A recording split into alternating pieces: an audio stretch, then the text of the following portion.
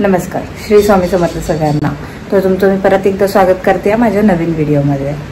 तर आता तर पाऊस थोडा कमी आहे, पण पडतो तर आहेच आहे.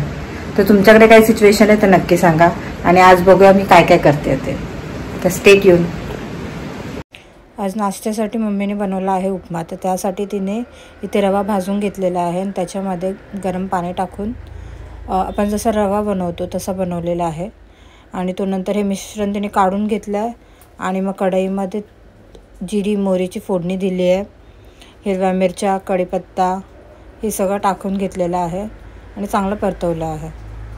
त्याच्यानंतर त्यामध्ये तिने कांदा, शेंगदाणे टाकून चांगलं मिक्स केलेलं आहे आणि कांदा पूर्ण लाल होतोपर्यंत मिक्स केला आहे.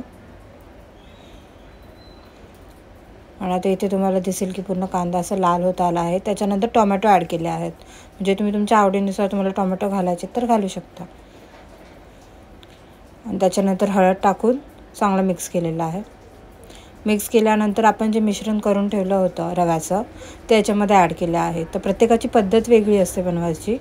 तर अशा पद्धतीने मम्मीने उपमा रेडी केला आहे. तर तुम्ही बघू शकता किती छान दिसतो. तो कलर बघा किती सुंदर आला आहे याला. आणि त्याच्यानंतर वरतून कोथिंबीर टाकलेली आहे.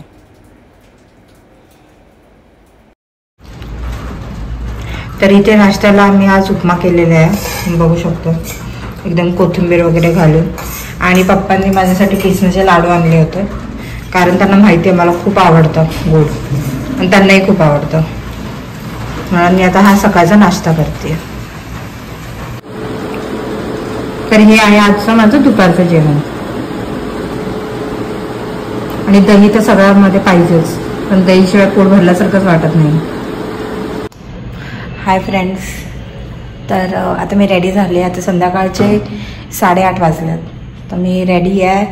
आज माझी डॉक्टरची अपॉइंटमेंट आहे, तर त्याच्यासाठी मी चालली आहे. पण म्हणजे दर मंथला मी जाते, बट नेहमीच अशी थोडीशी नर्वसनेस असते की म्हणजे डॉक्टरकडे जायचं आहे, डॉक्टरला भेटायचं आहे. म्हणजे आज कळेल की बाळाची ग्रोथ कशी आहे, काय कसं आहे हे सगळं समजेल. ते एक भीती लागूनच राहते म्हणाला की म्हणजे काय सांगतील, काय नाही सांगणार, कोणत्या गोळ्या चालू करतील. तर आज थोडंसं असं म्हणजे थोडंसं भीती वाटते, नर्वस आहे आणि सगळं मिक्स फिलिंग्स आहे की म्हणजे चांगल्या पण गोष्टी सांगतील की म्हणजे बाळाची ग्रोथ चांगली आहे, काय आहे काय नाही आहे, काय खाल्लं पाहिजे काय नाही पाहिजे.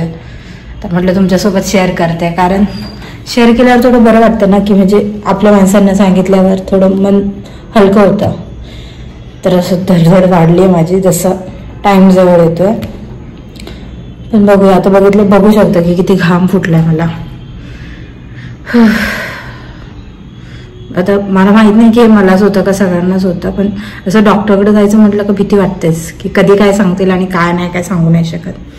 कारण मागच्या वेळेस असंच झालेलं की नॉर्मल डॉक्टरच्या अपॉइंटमेंटला गेलेलो आणि डायरेक्ट ॲडमिटच करायला सांगितलं. तर मग थोडीशी भीती वाटते ना. तर तेच आता बघू काय होतं. ते भीती वाटते. होप फॉर द बेस्ट, सगळं व्यवस्थित असू दे तेवढंच, बाकी काही नाही पाहिजे. भेटूया थोड्या वेळातच, तुम्हाला दाखवते काय काय होतं ते.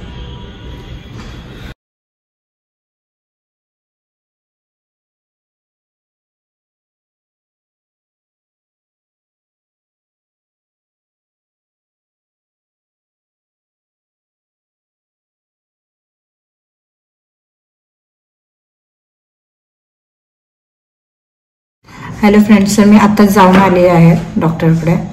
तर डॉक्टरांनी तर सांगितलं सगळं व्यवस्थित आहे. स्कॅन दिलाय करायला, तो करायचा आहे आणि मग तो दाखवल्यानंतर बाकीचे डिटेल्स आपल्याला कळतील. पण त्यांनी जेवढं चेक केलं त्या हिशोबाने तरी सगळं व्यवस्थित आहे. तर होप फॉर द बेस्ट आणि सगळं व्यवस्थित असू दे. आता स्कॅनची अपॉइंटमेंट घेईल आणि मग ते पण तुम्हाला दाखवेल की स्कॅनला कसं गेल्यावर. तर बघूया आता. मी जेव्हा स्कॅनला जाईल तेव्हा तुम्हाला दाखवेल, पण आता अपॉइंटमेंट आधी घ्यावी लागेल स्कॅनसाठी. बघूया. आता मी जेवायला बसतोय, तुम्हाला दाखवते जेवणात काय काय आहे. भाकर आहे, डाळ भात, मटकीची भाजी आहे आणि इथे माझा भाऊ आहे,